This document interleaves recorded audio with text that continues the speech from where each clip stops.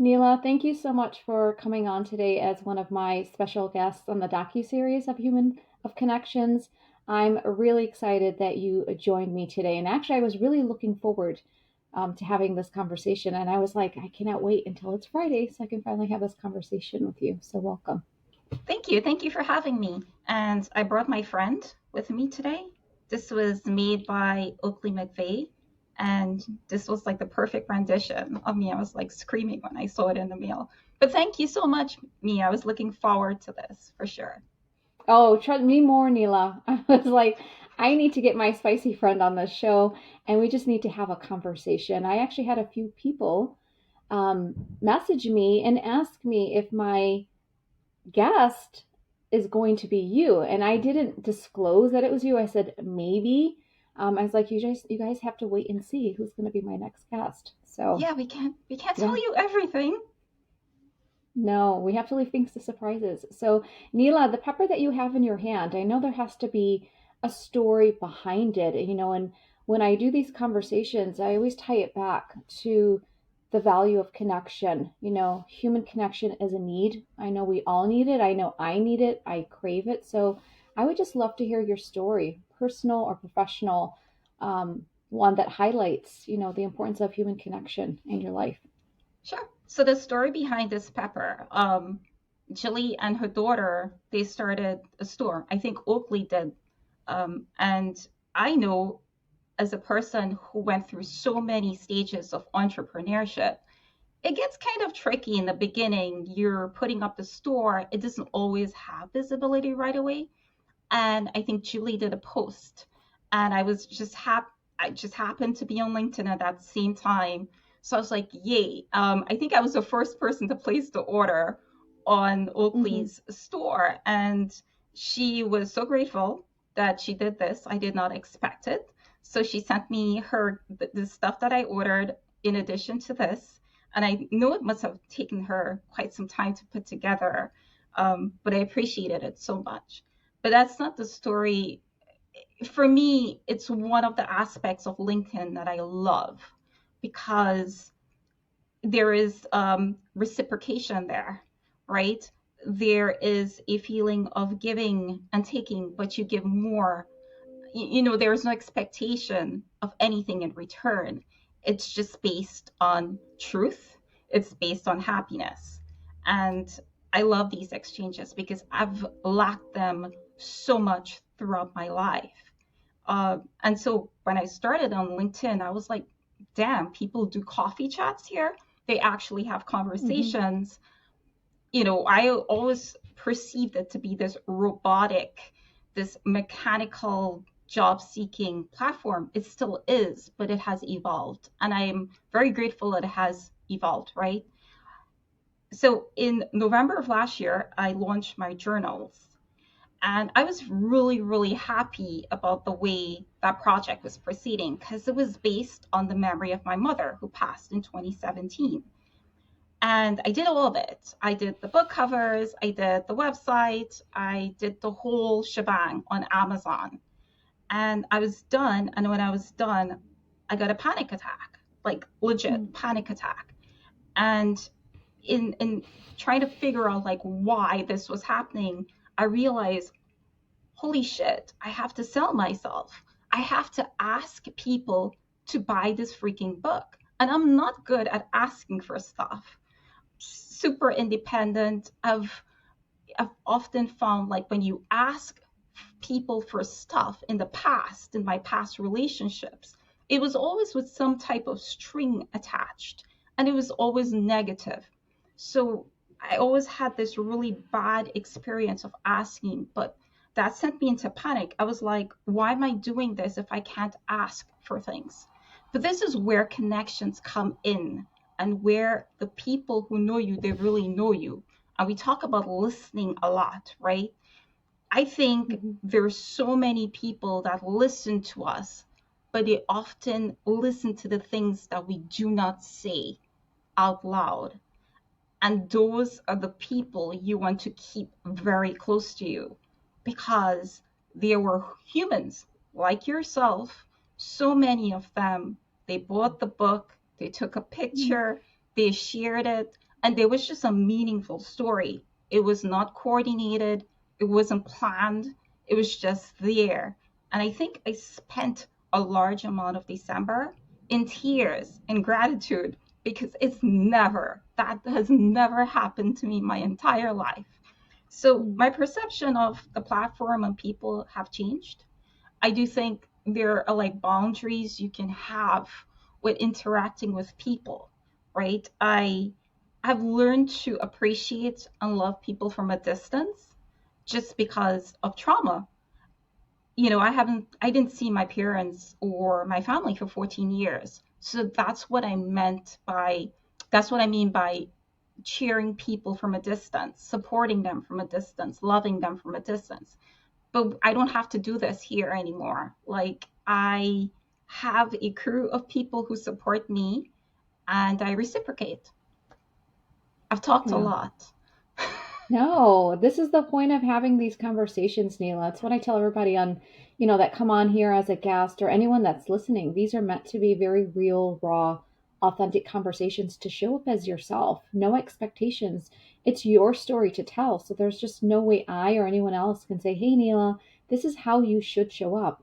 I am no position, neither is anyone to say, Neela, do this. It's your story to tell. I haven't lived the experiences you have, and people haven't lived mine. So I feel like we all have a purpose and a mission to be here on this earth to tell people our stories because I know that there's always going to be one person that's going to be inspired by your story and then wants to give to others too. It becomes a ripple effect, and we don't realize the effect, the impact that we have on people. So when you talk about, Neela, active listening, that is a skill I really had to hone in on. It's one that I still have to practice. It was one I had to do as an educator because I had different levels of people, different personalities. I couldn't expect one child to be the next.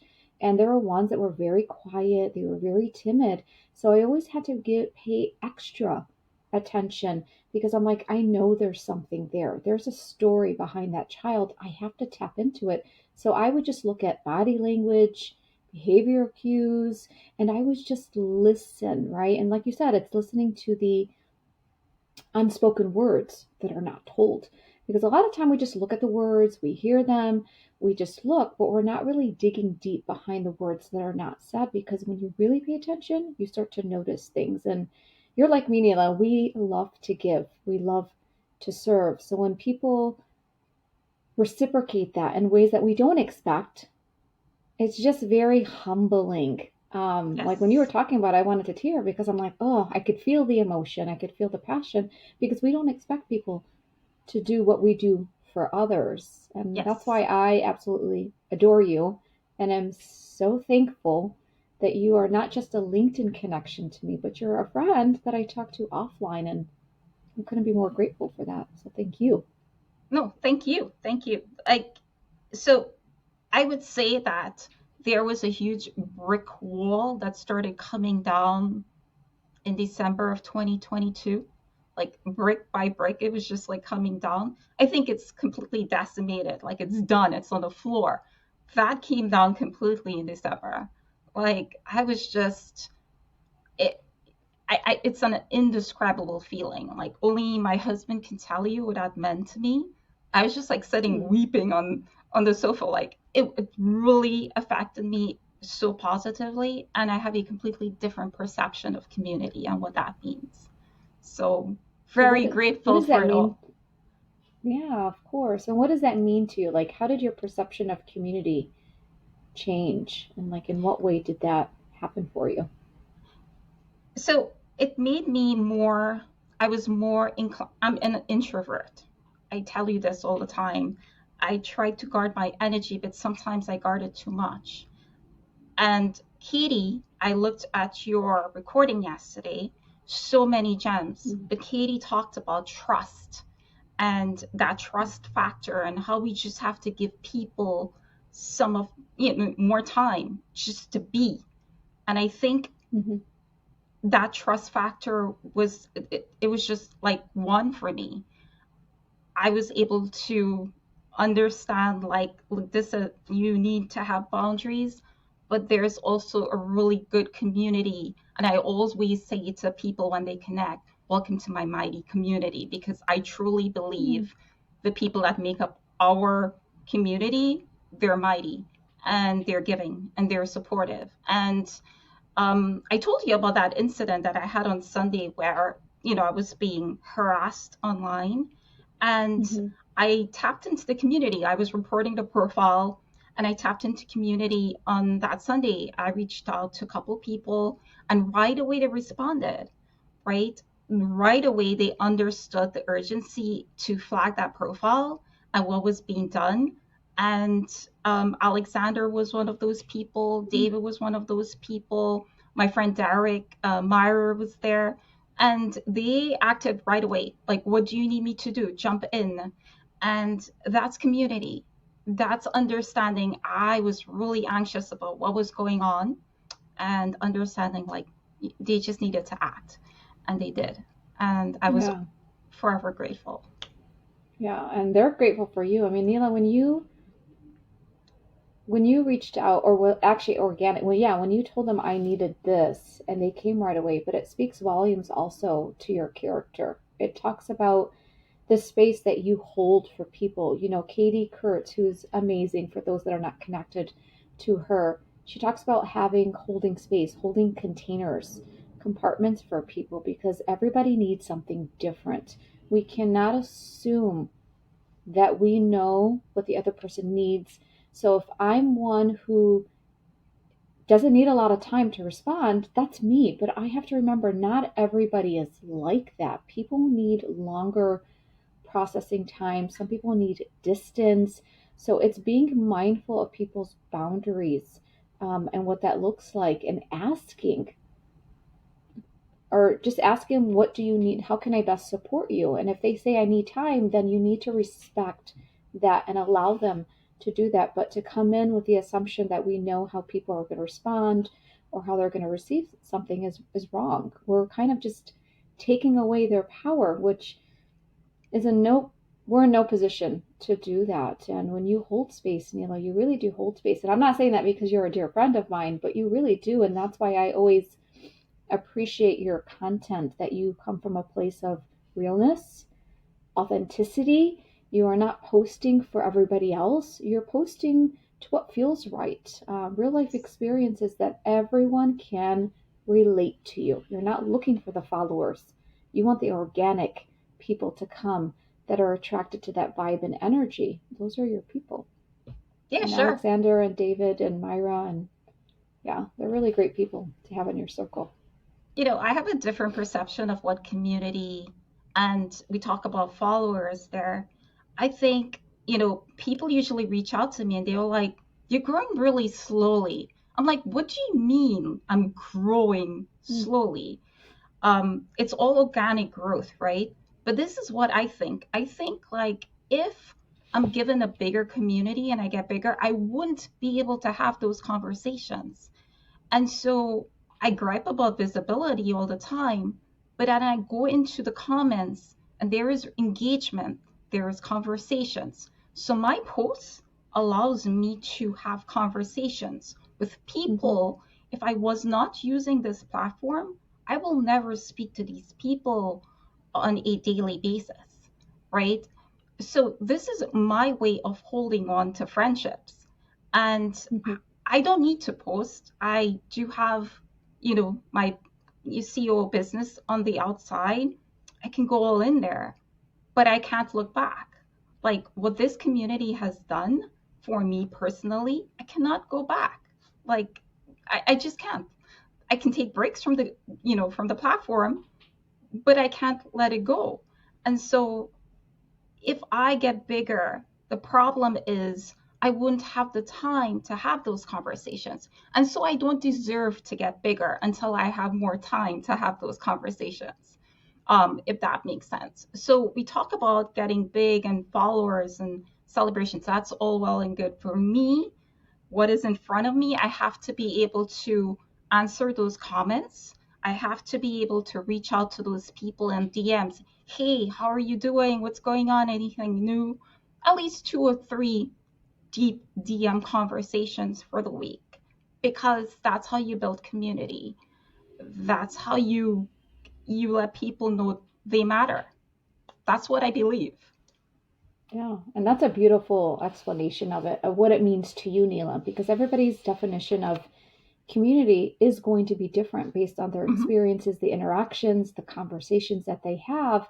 Because people tell me, like for me, when you're building community, what does that look like? I'm like, it has to be built on trust. I said, there's no way I can expect you to come in and just have a random conversation with me if you don't trust me.